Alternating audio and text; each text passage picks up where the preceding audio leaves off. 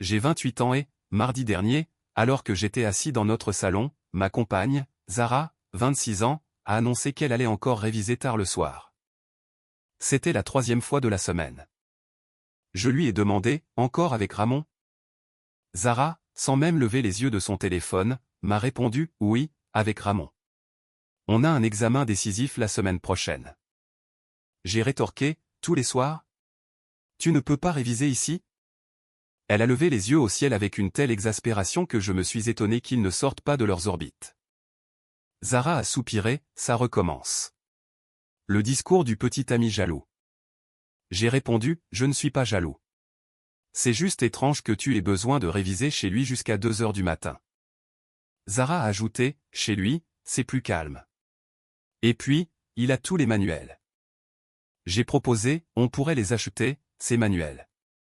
Elle a poussé un soupir théâtral, mon Dieu, Dominique, tu es tellement complexé. Ramon et moi, nous sommes juste partenaires de révision. Rien de plus. J'ai demandé, alors pourquoi je ne peux pas le rencontrer? Elle m'a répondu, parce que tu vas tout gâcher avec ta jalousie. J'ai dit, demander à rencontrer ton partenaire de révision, ce n'est pas de la jalousie. Elle a insisté, si, ça l'est. Tu ne me fais pas confiance. Nous étions ensemble depuis 2 ans et vivions ensemble depuis 6 mois. Elle était en dernière année de droit, stressée par le passage du barreau. Je le comprenais, mais cette situation avec Ramon me semblait louche. J'ai dit, tu as raison. Zara a demandé, quoi? J'ai répété, tu as raison. C'était le dernier. Elle a demandé, le dernier quoi? J'ai répondu, le dernier discours du petit ami jaloux. J'arrête. Elle m'a enfin regardé, pour la première fois. Zara a dit, très bien. Enfin. Je peux y aller? J'ai répondu, bien sûr. Elle a attrapé son sac à dos, m'a embrassé la joue, à peine, et est partie. Je l'ai regardée s'éloigner dans la voiture que je l'avais aidé à acheter quand la sienne a rendu l'âme l'année dernière. Ensuite, j'ai passé un coup de fil. Mon ami Félix travaillait au service informatique de la faculté de droit de Zara. Un gars super serviable. Il me devait une faveur depuis que je l'avais aidé à déménager. J'ai dit, salut Félix, une question rapide. Tu connais un Ramon Gutiérrez dans le programme de droit? Félix a demandé, Ramon? Lequel? J'ai répondu, il révise avec Zara. Ils ont des cours ensemble. Félix a ri, mec, Zara est dans la section B. Il n'y a aucun Ramon dans la section B, j'ai demandé, tu es sûr?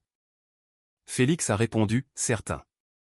J'ai mis à jour le système des effectifs la semaine dernière. Le seul Ramon dans toute la faculté de droit est dans la section D. Cours différents, emploi du temps différent. J'ai dit, intéressant. Merci, l'ami. Félix a demandé, tout va bien?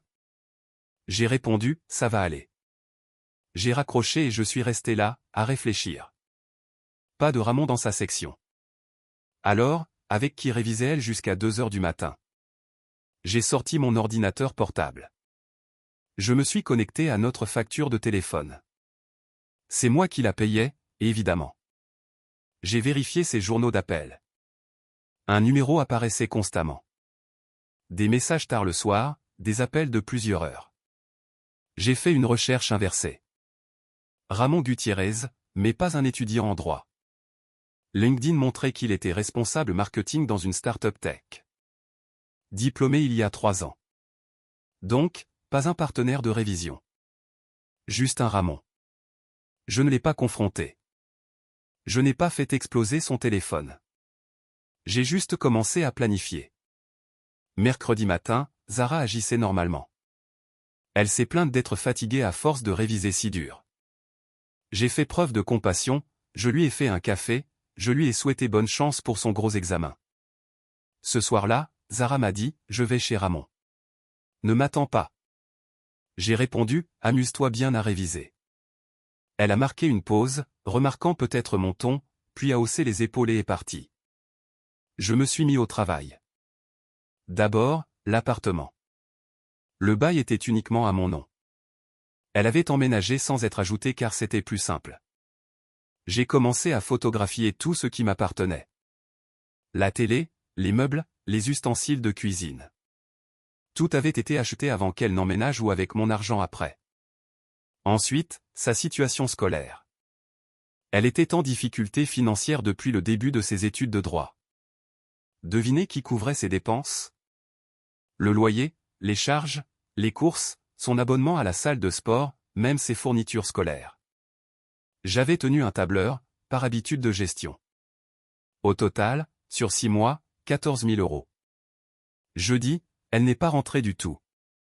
Elle a envoyé un message à 3 heures du matin, endormie en révisant. Je dors chez Marcy. Je t'aime. Marcy était sa meilleure amie. J'ai envoyé un message à Marcy, salut, Zara va bien? Elle a dit qu'elle dormait chez toi. Marcy a répondu, quoi? Je n'ai pas vu Zara de la semaine. Tout va bien? J'ai répondu, tout est parfait. Merci. J'ai fait une capture d'écran de cette conversation. Vendredi matin, Zara est rentrée pour se doucher et se changer. Zara a dit, désolé pour hier soir. Le groupe de révision a fini super tard. J'ai répondu, aucun souci. Comment se passent les révisions? Zara a dit, stressant. Ramon pense que j'ai besoin d'aide supplémentaire ce week-end. J'ai demandé, tout le week-end? Zara a dit, ne commence pas. J'ai répondu, je ne commence rien. En fait, je pars en week-end. Un voyage à la pêche avec les gars. Son visage s'est illuminé. Zara a dit, oh, c'est parfait. Je vais vraiment pouvoir me concentrer sur mes révisions. J'ai dit, c'est exactement ce que je pensais. Elle rayonnait. Tout le week-end avec Ramon, le partenaire de révision. Je suis bien parti en voyage, mais pour visiter des appartements. J'en ai trouvé un super, une chambre, plus près du travail. J'ai versé une caution. Emménagement immédiat possible. Samedi, pendant qu'elle révisait, j'ai fait mes cartons. Pas frénétiquement, méthodiquement. Tous mes vêtements, mes appareils électroniques, mes objets personnels. J'ai engagé des déménageurs pour les meubles qui étaient les miens. J'ai laissé ses affaires. Ses vêtements, ses manuels de droit, son tapis de yoga. Tout ce qu'elle avait réellement payé. Il n'y en avait pas beaucoup. J'ai aussi laissé autre chose sur le comptoir de la cuisine. Un tableur imprimé de chaque dépense que j'avais couverte pour elle. Avec le total mis en évidence. À côté, une note simple, Zara, ton dernier petit ami jaloux est parti. L'appartement est payé jusqu'à la fin du mois. Après, c'est pour toi. Ou peut-être que Ramon peut t'aider, puisqu'il y passe tant de temps à réviser chez lui. Bonne chance pour ton examen. Si tant est qu'il existe. Dominique. PS Marcy te passe le bonjour. Dimanche soir, mon téléphone a explosé. Qu'est-ce que tu as fait? Où est tout? Ce n'est pas drôle. Dominique, réponds-moi. Tu ne peux pas juste partir. Où es-tu? J'ai envoyé un seul message en retour, je révise pour mon propre avenir. Ne m'attends pas. Puis, je l'ai bloqué. Mise à jour numéro 1. L'effondrement. Lundi était magnifique. Je me suis réveillé dans mon nouvel appartement, j'ai fait du café avec ma machine, j'ai regardé les infos sur ma télé. Paisible.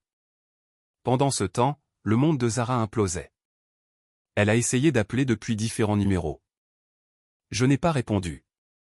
Les messages arrivaient via diverses applications, il faut qu'on parle. C'est un malentendu. Tu réagis de façon disproportionnée. Je peux tout expliquer. Puis la colère, tu es pathétique. Un vrai homme discuterait avec moi. Tu m'as volé. J'appelle la police. Bonne chance avec ça. J'ai récupéré mes propres affaires. Mardi, elle a enrôlé ses alliés. Sa sœur, Willa, a appelé, Dom, qu'est-ce qui se passe? Zara est hystérique. J'ai dit, demande-lui à propos de Ramon. Willa a dit, son partenaire de révision.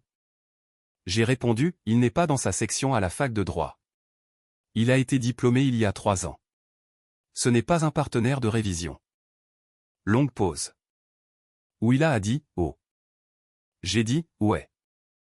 Willa a ajouté, elle a dit que tu étais contrôlant et jaloux.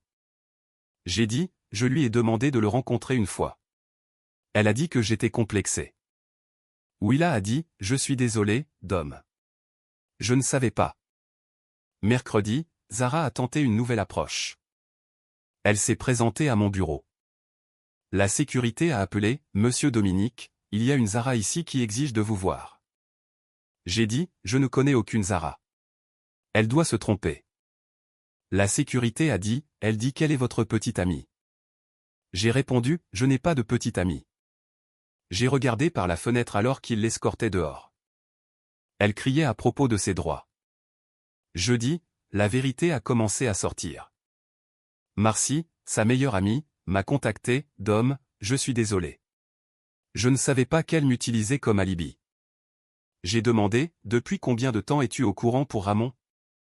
Marcy a dit, depuis quelques mois. Elle a dit que vous étiez pratiquement séparés, que vous restiez ensemble juste par commodité. J'ai demandé, commodité? Comme le fait que je paye toutes ses factures? Marcy a répondu, elle a dit qu'elle allait te quitter après le barreau. Elle avait besoin de stabilité jusqu'à ce moment-là. J'ai dit, eh bien, elle a eu ce qu'elle voulait. Je suis parti en premier. Vendredi, elle a envoyé des menaces juridiques. Elle a trouvé un ami de la fac de droit pour écrire une lettre intimidante sur l'expulsion illégale et le vol de biens communs. Je l'ai transmise à mon cousin avocat. Il a ri, elle n'est pas sur le bail. Aucun bien n'était commun, et tu lui as donné un préavis. C'est du désespoir. Il a rédigé une réponse soulignant qu'elle était une invitée dans mon appartement. Tous les articles retirés avaient été achetés par moi avant notre relation ou avec mes seuls fonds. Elle avait jusqu'à la fin du mois pour libérer les lieux. Tout harcèlement supplémentaire entraînerait une demande d'ordonnance restrictive. Elle a compris le message. Mise à jour 2. La révélation sur Ramon. La semaine suivante, tout s'est effondré de manière spectaculaire. Il s'avère que Ramon avait une petite amie. Une relation sérieuse. Stéphanie, une infirmière qui travaillait de nuit. C'est pour cela que Zara ne pouvait réviser que tard le soir, quand Stéphanie était au travail. Comment est-ce sorti? Zara, désespérée, s'est présentée à l'appartement de Ramon un mardi après-midi, et c'est Stéphanie qui a ouvert la porte. Je sais cela parce que Stéphanie m'a retrouvé sur les réseaux sociaux et m'a tout envoyé. Des captures d'écran de Zara suppliant Ramon de quitter Stéphanie. Lui disant que ce n'était que du divertissement et qu'il n'avait jamais rien promis. Zara menaçant de tout dire à Stéphanie. Retournement de situation, Stéphanie savait déjà. Elle savait depuis des semaines. Elle préparait sa propre stratégie de sortie. Stéphanie m'a dit, merci pour l'info sur le fait qu'elle soit libre maintenant. J'attendais le bon moment pour faire exploser ça. Tu m'as rendu service. Elle m'a envoyé les vidéos de surveillance de leur immeuble. Zara qui allait et venait à toute heure. Parfois avec des sacs pour la nuit. Jamais aucun manuel. Le meilleur? Stéphanie était amie avec plusieurs personnes de la fac de droit de Zara. Elle s'est assurée que tout le monde soit au courant de l'histoire du partenaire de révision. La réputation de Zara à l'école a sombré du jour au lendemain. La future avocate qui mentait sur tout. Même son groupe de révision l'a exclue. Mais le véritable karma est venu d'une source inattendue. Vous vous souvenez de ce gros examen pour lequel elle révisait? Il était réel et comptait pour 40% de sa note. Elle l'a raté lamentablement. Son professeur m'a envoyé un email. Nous nous étions rencontrés lors d'un événement scolaire et avions échangé nos coordonnées. Dominique, je ne suis pas censé partager cela, mais étant donné les circonstances, Zara a manqué plusieurs sessions de révision cruciales pour cet examen. De vraies sessions, pas ce qu'elle faisait d'autre. Sa performance a été la pire de la classe. Elle risque maintenant de ne pas être diplômée à temps. Toutes ces nuits à réviser avec Ramon avaient été, en réalité, des nuits où elle aurait dû étudier. Mise à jour finale, 3 mois plus tard. Cela fait 3 mois que je suis parti. Voici où tout le monde en est, moi, je m'épanouis. Le nouvel appartement est parfait. J'ai commencé à voir une collègue qui aime vraiment passer du temps avec moi. Elle a sa propre carrière, paye ses propres factures et n'a pas besoin de partenaire de révision. Nous prenons notre temps, mais c'est honnête. Sans les dépenses de Zara, j'ai assez économisé pour enfin commencer ce portefeuille d'investissement que j'avais prévu. C'est drôle de voir combien d'argent on a quand on ne finance pas la vie de quelqu'un d'autre. Zara a dû retourner chez ses parents. Elle ne pouvait plus payer l'appartement. Elle n'a pas trouvé de colocataire prête à vivre avec quelqu'un ayant une telle réputation. Elle a échoué à 2 autres cours en raison de ses absences répétées. Trop occupée à essayer de sauver les meubles avec Ramon. Elle doit redoubler son semestre. Le barreau a été reporté d'au moins 1 an. Ramon l'a complètement ignoré après que Stéphanie l'a quitté. Apparemment, il avait d'autres partenaires de révision, lui aussi. Aux dernières nouvelles, elle travaille à temps partiel dans une clinique d'aide juridique en essayant de reconstruire sa réputation. Elle vit chez ses parents, prend le bus parce qu'elle ne peut pas payer l'assurance auto. Ses réseaux sociaux sont passés de « Je vis ma meilleure vie d'étudiante en droit » à des citations motivationnelles sur l'apprentissage des erreurs et la croissance par l'adversité. L'arrogance n'a cependant jamais complètement disparu. Un ami commun m'a montré sa récente publication sur les hommes qui ne peuvent pas gérer les femmes qui réussissent. Les commentaires ont été brutaux, « Meuf, tu as trompé ton mec et tu as raté tes examens. Ce n'est pas de la réussite. Peut-être devrais-tu te concentrer sur le fait de vraiment étudier. » Elle a supprimé le post en quelques heures. Le moment le plus satisfaisant a eu lieu la semaine dernière. J'ai croisé son père dans un magasin de bricolage. Il m'a dit « Dominique, comment vas-tu ?» J'ai répondu « Très bien, monsieur Patterson. » Il a dit « Je suis désolé pour tout cela. Nous ne l'avons pas élevé pour être, enfin, j'ai répondu « Ça arrive. » Il a dit « Elle parle de toi, tu sais.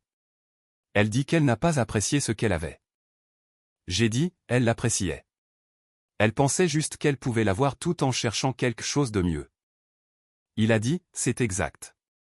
Prends soin de toi, mon garçon. » Avec le recul, les signes étaient tous là. L'attitude méprisante, la manipulation psychologique, le sentiment de droit. Elle croyait sincèrement qu'elle pouvait m'utiliser pour la stabilité tout en poursuivant Ramon, puis partir quand ça l'arrangerait. Le discours du petit ami jaloux n'était pas une question de jalousie. C'était une question de respect. Elle n'en avait aucun pour moi, pour notre relation, ni même pour elle-même. Elle avait raison sur un point.